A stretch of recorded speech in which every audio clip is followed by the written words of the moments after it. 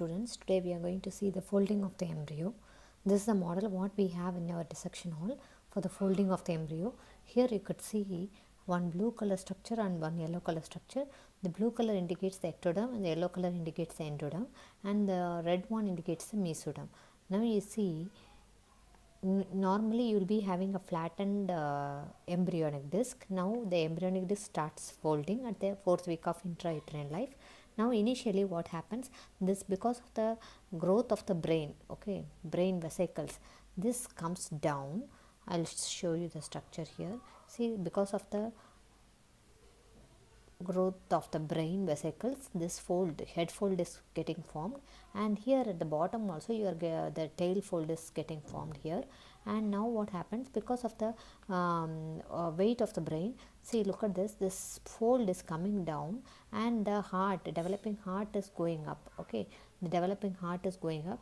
In the previous model, you should see one thing, this important structure lying here, the developing heart and the pericardial cavity, pericardial coelom. This is a cavity, you can see here. This is a developing heart, you can see here. Because of the fold of the head by the developing brain vesicles, this is coming down, and this heart fold is going inside. The developing heart is going inside. So this head fold comes ventrally. Ventrally means anterior. This head fold comes anterior, and this heart is going inside. So this is how the head fold is being formed. And then what happens, if you see this area, this is the umbilical vesicle or yolk sac. This yellow color indicates umbilical vesicle or yolk sac. And here if you see the posterior part, tail end, and in the head end also you could see one space here that is called as oropharyngeal membrane. In future it will be transformed into oral cavity, and this side also you have a membrane called buccopharyngeal membrane. See, this is buccopharyngeal membrane. Can you see this space? We here in the buccopharyngeal membrane, we do not have any mesoderm. There is no red color here, and the tail end also here you do not have the mesoderm, because that is a membrane called cloacal membrane. Towards the end it will be transformed into anus. So these two will be here. Now what happens, the developing heart is coming when gone inside, and here the head fold and the tail fold is being formed. Now this is head and tail. Now what happens, the lateral part of the embryo is also, embryonic disc will be like this. So embryonic disc is a flat structure like this. Now what happens, that fold, it is getting folded like this. This is initially you will be having a head fold at this end and a tail fold at the lower end. But now what happens, both the side surfaces of the embryo is getting folded. When it is getting folded, you could see here this area is becoming narrowed. This is called vitellointestinal duct or omphalloenteric duct. This will be asked. Okay, this is vitellointestinal duct or omphalloenteric duct. So it is getting narrowed down. So this forms the midgut, and here also you could see, because of the folding, this area becomes narrowed, and this forms a forehead. So the foregut lies between the brain vesicle, developing brain, and the heart.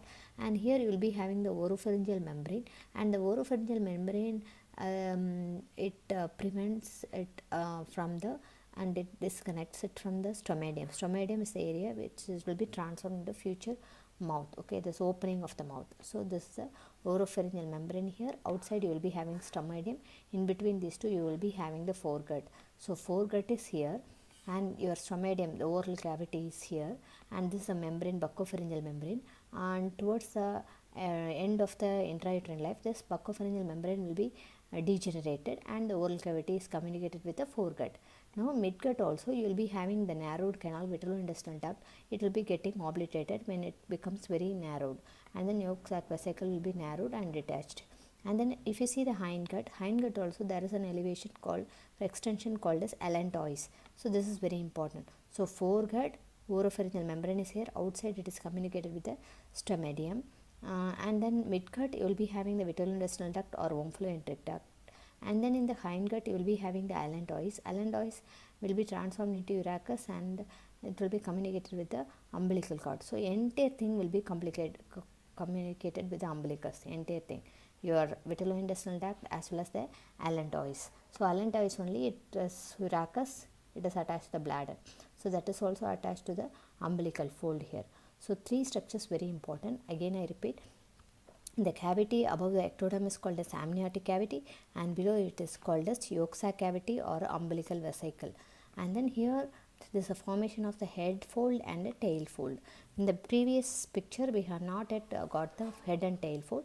We have the succus ectoderm, endoderm and the mesoderm, and developing heart is here with the pericardial cavity or pericardial coelom, and the extension from the endoderm to the connecting stalk. This is the called connecting stalk, that is allantois. This is amniotic cavity. Now because of the development, the head fold is being formed, heart is gone inside, and the formation of foregut, midgut and hindgut, and then the umbilical vesicle nerve, that another we have discussed. Now we'll see the structures. See, this is how initially it is flat, and then because of the head fold, can you see the fold? It is getting folded. So this developing heart and the pericardial cavity is down. Before that, I want to show you something. Can you see this dark green color structure? That is your septum transversum. In future it will be transformed into diaphragm. So this you should keep it in mind. So these are the structures, important parts to be noted. And then next one is, and here mesoderm, ectoderm, endoderm. Mesoderm, you will be having paraxial mesoderm and intermediate mesoderm and lateral plate mesoderm. Three different types of mesoderm will ask in the exam. Okay. Paraxial mesoderm means this is your notochord. Just parallel to the notochord, you will have three parts. This entire red color is mesoderm. Okay, so this is paraxial mesoderm. Para-axial. This will be transformed into your somites, vertebra and other structures in and around the muscles of the vertebral column, everything. Intermediate mesoderm will be transformed into your urogenital system, entire urogenital. Lateral plate mesoderm will be transformed into two areas. One is lining, can you see? One is lining the endoderm, another one is lining the amniotic cavity. The one which lines the amniotic cavity will be transformed into parietal layer, and the one which is lining the endoderm, it is called as visceral layer. So the parietal layer, parietal peritoneum, visceral layer, visceral peritoneum, which lines the organs. They form the serosal cavities, in pericardial cavities, everything. Along with that, you will be having this yolk sac. This area is lined by this mesoderm. No, here only blood vessels will be formed. So blood vessels and peritoneal sacs will be formed from the lateral plate mesoderm. So this is about the lateral plate, intermediate and paraxial. Here also same picture, and here how nicely it is given. See, it is getting narrowed, the midgut area. So the foregut, midgut. Foregut already I told, this communication is, this is your stomatium. Stomatium is a future mouth, and this is the area. Can you see the thin membrane? That is your buccopharyngeal membrane. Understood? This entire thing is together called as umbilical cord. So in umbilical cord you could see the yolk sac with the vitellointestinal duct and allantois. Pericardial cavity, the folding. Now here you can see clearly stomatium. And one more thing, this extra embryonic, here you can see that from the lateral plate mesoderm, small cavities they form in the lateral plate mesoderm. This is paraxial, intermediate and lateral plate. Three different types of mesoderm will ask you in the exam. What are the three different parts of the mesoderm? Next, just parallel to the axis, it is paraxial, intermediate in middle and lateral plate. I have already told you paraxial is for the vertebra and the muscles around the vertebral column. That is called as sclerotomes and myotomes. And then next is the intermediate part. Intermediate part is for the urogenital system. And then next one is lateral plate. Here you have the small cavities. They join together and forms big intraembryonic body cavity. So cavities and lined by the membrane. That membrane, as I said, no, parietal and the visceral peritoneal membranes. And then blood vessels will be formed from the lateral plate. Okay, that's all about the fold formation.